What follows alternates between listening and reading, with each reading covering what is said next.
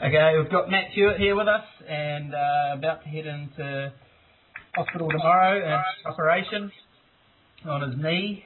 God forbid, first operation he's ever had, but we're going to kick off with Matt in a new series of interviews that we're going to do for Surfing New Zealand website and record them over Skype and hopefully throw a few pictures in there as well. So, yeah, welcome Matt.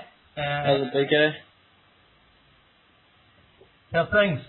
Not too bad. Just been doing a lot of couch sitting and yeah, just taking it easy with my bad knee at the moment. So yeah, just not pushing it or doing anything too extreme. Yeah, and the operation tomorrow. How long for rehab? Yeah, operation tomorrow afternoon at like 4 o'clock or something, and then I have to stay the night over in the hospital, and 10 to 12 weeks after that with rehab. Ooh, it's quite a while. Back in action by summertime though. Yeah, back in time for January. Good stuff. Okay, we've got a few questions here, so we'll just roll through these and we'll take it from there, eh? Sounds good. Okay, what's it like growing up at the Mount as a surfer? It's good because it kind of gives you a bit of a balance with surfing and also learning how to surf in small shitty waves. So no, it's been good being brought up here and having this is my local and just surfing these waves, and yeah, because then it makes it easier when you do travel and get pumping waves. It's a lot easier to surf. Yeah, for sure. Now you're often away overseas competing and stuff. How's the Mount as a base? Does it allow you to train enough? Yeah, it's pretty central to all the other places like Gisborne to Raglan, and that's not like an hour and a half away. So yeah, it's a good base. I really like it, and also I've got good trainers that I train with over here, and so yeah, no, it's pretty central in good base. Yeah, right. Pretty close to Raglan. You guys are over here half the time, eh? Yeah, travel over there a bit when it's flat, which is most of the time. Now, cutting back a few years, you come onto the scene pretty quickly as a grommet back at the Hyundai Nationals, A-Para 2006, but you already had a really slick act and you rolled up alongside Alex Dive, and you really improved super fast, probably faster than most surfers. Why do you think that is? Yeah, coming on the scene at A-Para, I can't remember little bits here and there of that, and just sort of sussing all the surfing scene out. But no, yeah, I don't know, dedication, lots of time in the water, and yeah, with most of my sports that I did when I was young, I had quite a bit of a natural sporting ability, so I reckon that helped out quite a bit. And what other sports are those? Just some like water polo, surf laugh saving, a bit of rugby, and yeah, just so those ones. Yeah, nice. And then roll forward a little bit to PH Nationals 2009 and becoming the national champ. That's probably something that most surfers only dream of. Is it still one of your career highlights, despite now competing predominantly overseas? Yeah, no, it was definitely one of my highlights. That and also my third in Portugal, because I mean, every New Zealand surfer looks up to taking out the New Zealand title, so I can tick that off the box and yeah, go from there. Yeah, for sure. And yeah, the Portugal one was huge too. The third in the under-16s at the World Junior Champs. Yeah, those two are probably my big highlights in my career. Yeah, for sure. And and I watched you at that Nationals 2009 and at a lot of other events as well. And you go through the exact same routine prior to your heats. Run us through that routine and give us sort of a breakdown of why you do it. Yeah, every comp that I take differently, just depending on what the surf's like and what kind of break it is. But yeah, I just normally listen to a bit of music, do a bit of stretches, and yeah, just watch the surf and stuff. Don't want to give away too much information. Of course not. Yeah.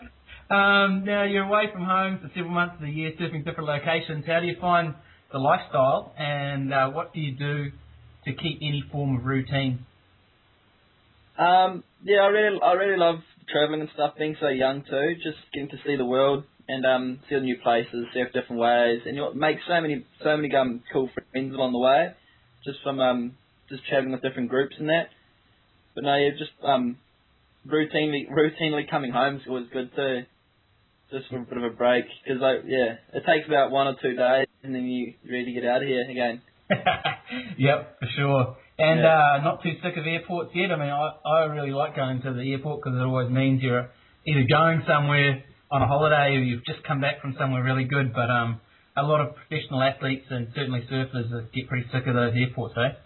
Yeah, I don't mind the airports too much. It's more just sitting and being stuck on a plane. That really doesn't tickle my fancy. But no, yeah, airports are good, duty free and all that sort of stuff on the way home and wherever you're going. Yeah. Being over 18 is good now too. Yep. Oh, of course. And you say that you only like to sort of come home after a couple of days, get bored, but you do have some really good family support behind you, and that's something that shines through in a lot of successful surfers, not only in New Zealand but around the world as well. I think the Wright family is a pretty good example of that. There's the Hoes that are on WQS.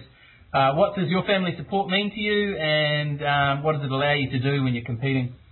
Yeah, family support makes such a big difference. I mean, my family mean everything to me, and if I didn't have them, I probably wouldn't be doing as good as I have and improving so quickly. Just because they back me so much, and just it's always helpful just having them there and just letting you do your thing, which is for me is surfing. So no, it's so good having them supporting me and backing me 100%. Yeah, for sure. And well, speaking of competing, you're on the Australasian Pro Junior Series. It's pretty much the toughest in the world. Certainly got the biggest pool of surfers. But you've given it an awesome crack this year, and you have one event remaining, which I understand you may not be going to. But are you finding out any of those secrets to success over in Aussie? Yeah, the Australasian Junior Series is definitely the toughest, and it's not too many secrets. It's just getting the best waves, and yeah, everyone on the whole series surfs real good. So it's just mainly wave section and just getting those big scores and getting those judges to know how you surf and know your name. Yeah, for sure. And that's always harder as a Kiwi over there, right? Yeah, it's so much harder because, I mean, before you even stand up, they pretty much giving the Aussies a point to a point and a half. Yeah. And I guess to an extent that would have been where your fifth, was it the fifth at the Hurley Pro Junior? Probably Yeah, that ended up being at the Spit. But no, yeah, that was a pretty good example of that. Having a real good heat, like doing some airs and that, and still not making it. Oh, grim. And in the Pro Juniors, who are the main guys that have been turning heads? You know, you see quite a few videos and that, but sometimes the comps are a bit different. Anyone really stand out to you? Not so much standing out, but Mitch Cruz has had a pretty solid start to the year with all those good results. But I mean, no one really stands out too much. Like everyone, you see someone's like surfing good one surf, and then see someone else. I mean, everyone's got that ability. It's just you've got to bring it to the table on the day. Yeah, for sure. And so you've got one more year in the Pro Juniors, so obviously a big year in 2011, and then you hit the big leagues in the WQS. What are your goals there, and give us a bit of a time frame? Yeah, one more year in the Pro. Oh, I can hear myself now behind me. One more year in the Pro Juniors, and go for another solid result there, and hopefully finish number one on the Australasian Junior Series all over at the end of the ratings, and go from there. I'll probably do a few QSs that are around the same places as the juniors. Yeah. Just to get my ratings up, and after that, make a solid year on the QS. Sounds pretty good. And training, obviously we've sort of gone through that a little bit. You said you've got trainers at the Mount, which is awesome. It's a key part of any successful surfer now. You just have to look at what Parko and those guys are all doing. They've got personal trainers that travel with them. What's your training regime at home, and how does that differ compared with when you're travelling away? Yeah, whenever it's home, it's always good to just have sort of some blowouts and stuff. Especially the trainers I have, they're real good with pushing you and just sort of getting an over like a broad sort of training routine. So it's good, and just having them there helps so much and pushes yourself and pushes your fitness, and having them not on when I'm travelling and stuff is a bit hard, but it's a good little break, and you can focus more on your surfing than sort of training and that sort of stuff. Yeah, for sure. And so at home you do quite a bit of training out of the water as well? Yeah, lots of cross training, bit of boxing and skipping and that sort of stuff with Emerson and Johnny. Simmons, my trainers, and they sort of train a few other surfers, and they have sort of like a little group called the Hit Squad. That's pretty cool. So they're taking a liking to the surfers and giving us some tips. That's awesome. And you also do a lot of work outside of surfing to promote yourself and to promote surfing as a sport. Have you been doing any of this recently, or has that knee kept you on the couch? A little bit. I've just recently had an email come through from Tauranga Boys regarding a food bank appeal. So I'm helping out with them there, and then also going to help out with some of the scholastic teams from here, with the school, and also then hopefully the Bay of Plenty scholastics team. Oh yeah, nice. Yeah. Their regionals are this weekend too, eh? You're going to manage to get down, or do you think you'll be still on your deathbed? Yeah, I think I'll still be in hospital on Saturday, cause yeah. But I'll definitely be helping out in that after that. Yep. Sweet. Okay, we've just got a few little one-worders to finish off the interview, and if you can just fire back a quick, short answer after each of these, and we'll finish it up there, eh? Sounds good. Okay.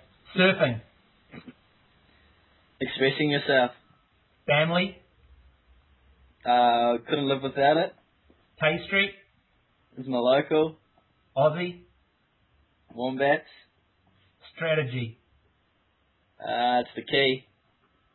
Barrels. Oh no. Green room. I don't know. Yeah. Hero. Rusty. Villain. Myself. World title. On the cards. Food. If I don't have it, I get angry. Injuries. Hate them. And home. Home. What can I say for that? Home. Nothing can beat it. Righto. Cheers, Matty. Well, thanks heaps for that, and hope the operation goes well tomorrow. I'm sure it will, and look forward to catching up with you sort of towards the end of the year and hopefully getting wave together. Sounds good, BK. Thanks heaps. Okay, cheers, mate. Have a good one.